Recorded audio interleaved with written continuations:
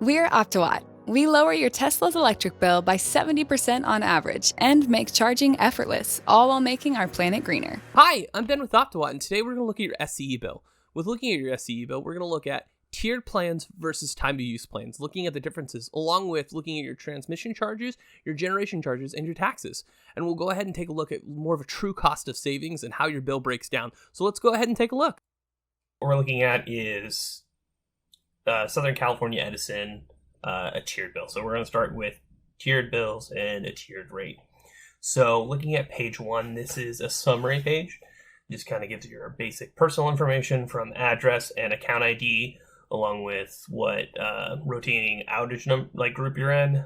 Also, it gives an average of your electricity consumption. Again, just something to remember with a lot of these graphs is they're averages and they're not precise. Like, they're an average of the data that you have, but not precise of what you actually have. So it's kind of just something easy to read and digest. The next 2 pages are information pages for contacting them, along with disputes, definitions, and stuff like that. And what I wanted to look at with you is right here to understand your bill, kind of like where the rates are, along with how much kilowatt, the kilowatt hour usage is normally displayed here. And this is where your delivery charges and generation charges are. So we're going to go ahead and zoom in here. So taking a look at this example bill that SCE has on their website.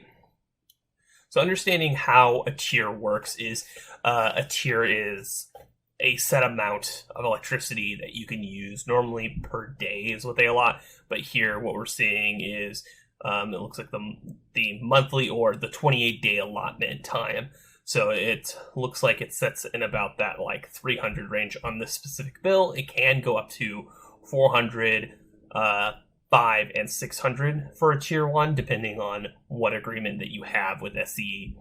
And then it pours into the second tier. So it's kind of like a pool system with like a waterfall. The first tier, you fill it up, and then it immediately goes into the second tier. So looking at that, your tier 2 will always be 4 times greater of what your tier 1 is. So that will let you know how much kilowatts you can use. So just take your tier 1 times that by 4.